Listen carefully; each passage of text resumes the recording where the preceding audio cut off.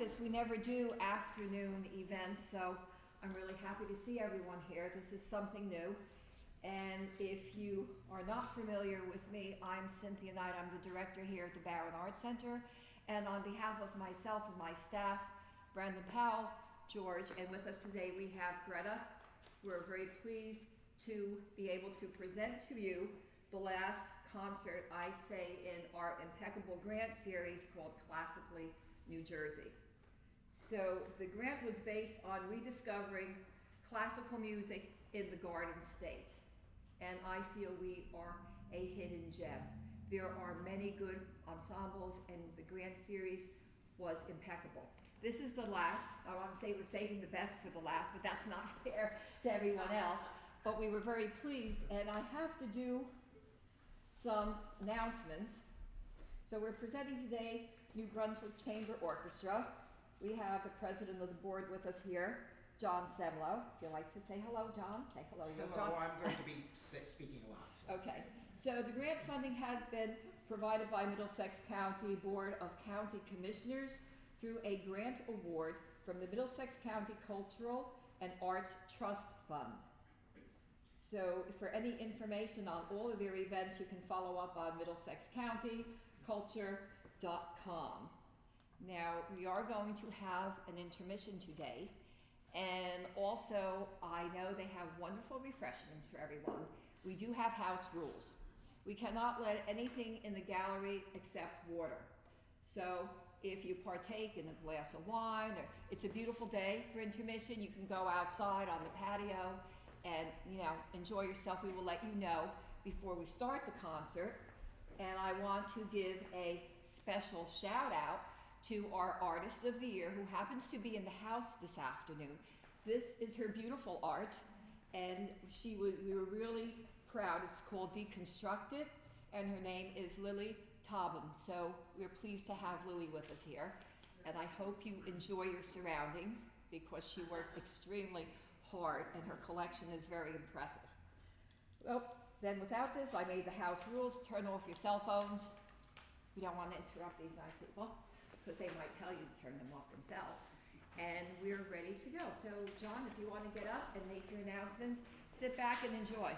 Thank you.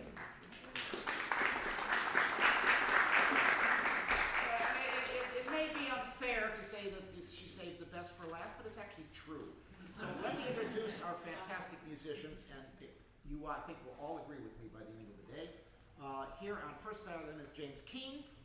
On second violin, Robert Bradley. We have two Jordans, actually. Isn't it kind of strange? We have Jordan Enziger on cello and Jordan Fusco on viola. So that's and we have a piano player, and I'll introduce him at the start. Now, I'm sure you guys all love Beethoven, Brahms, and Bach. Yeah. We're not doing any of those guys. This is an exploration of this concert today. You're going to hear some music you've never heard before by composers you've probably never heard before. This is an exploration of what it means to be American. Now, when we think of America, one of the things that obviously pops in your mind is this is one of probably the most diverse country in the world.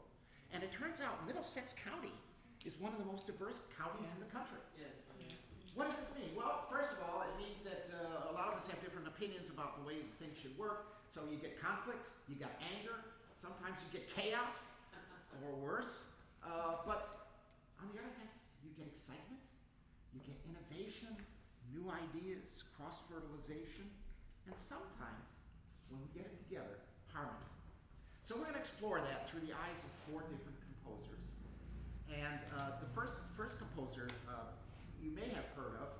We're going to explore how they look at how, well, actually this country, this environment inspired or shaped their music.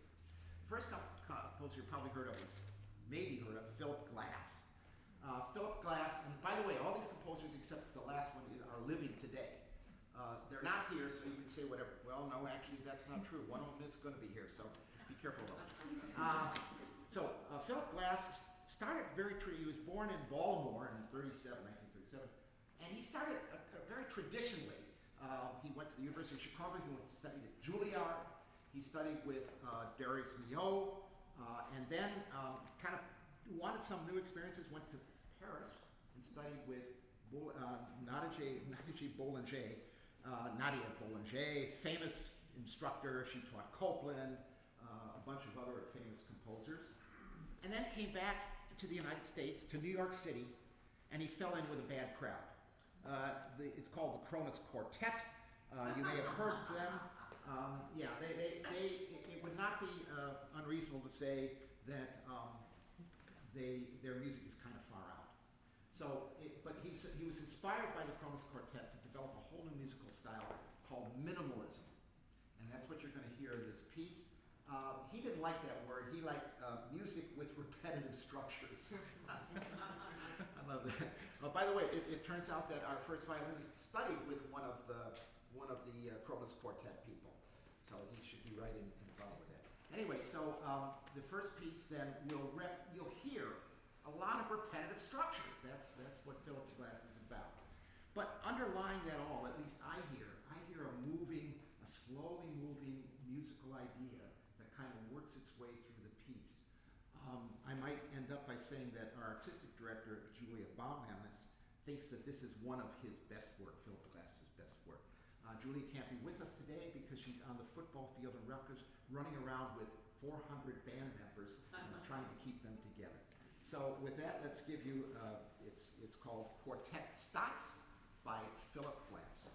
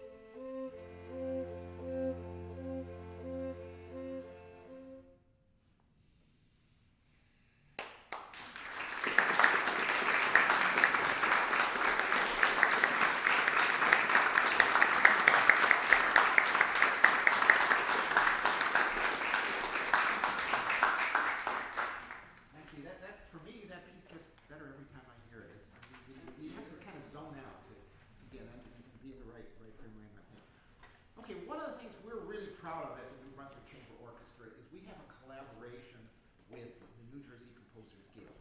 And basically the deal is that we will do, during one of these salons, a piece from a New Jersey composer that's selected through a competitive process.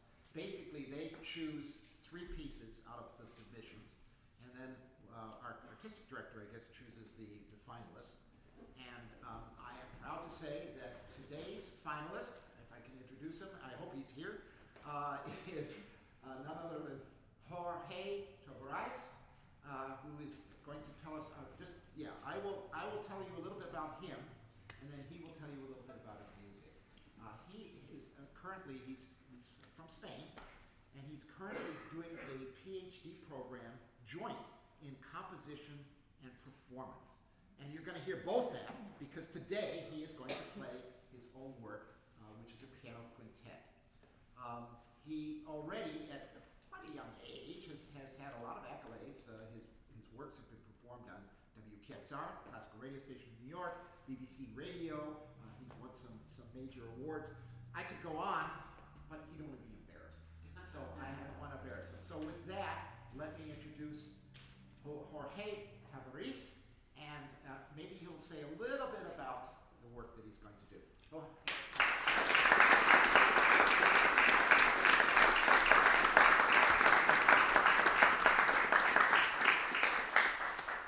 Thank you everybody for coming. I actually want to keep it short.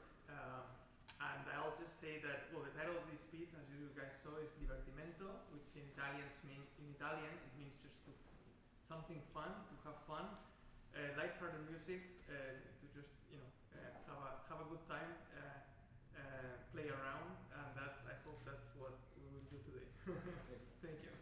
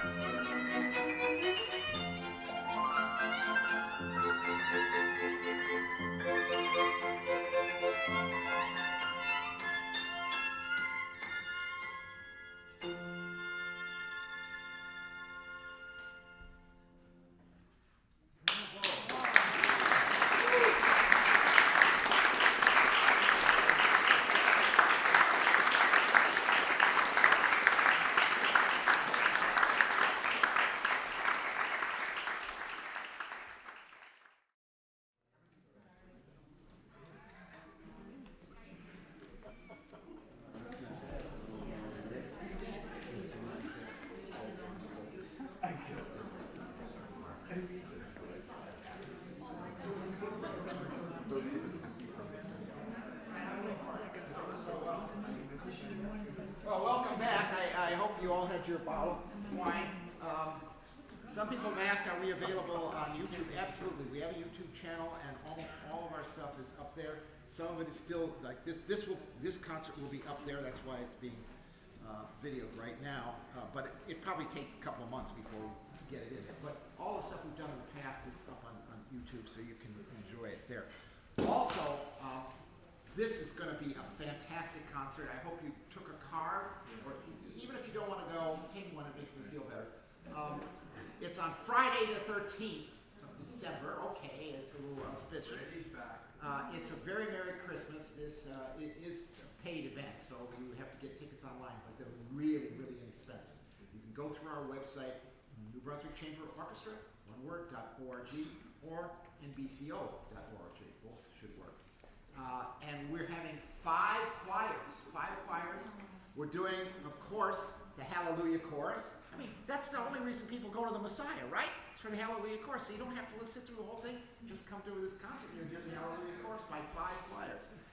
The mayor of New Brunswick, Jim Cahill, is doing a narration of 'Twas the Night Before Christmas. It's going to be a really cool set of holiday music.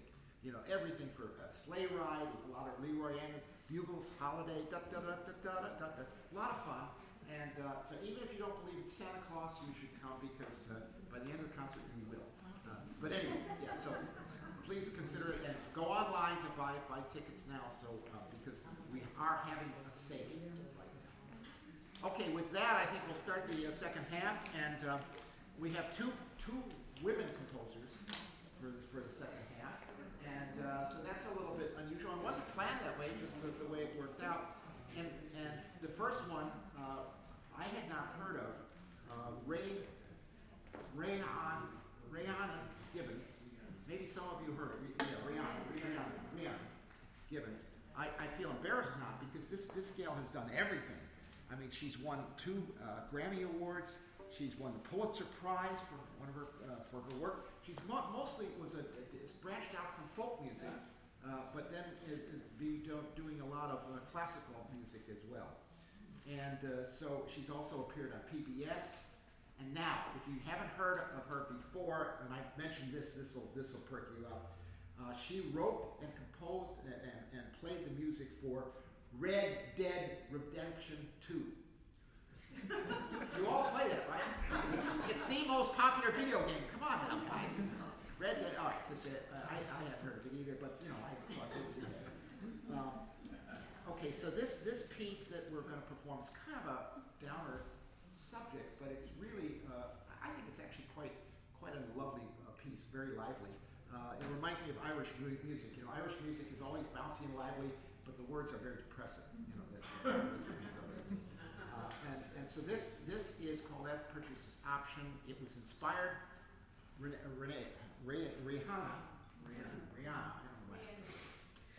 was inspired by a poster she saw from the early 19th century of a sale of a slave woman and her baby. And the baby was at the purchaser's option. So that's kind of a downer subject, but I said that this music, which in some way she tried to get into the head of the woman slave, you know, and when she wrote this music. But so there is some, I guess, optimism buried in there. So with that, At the Purchaser's Option, Rihanna Gibbons.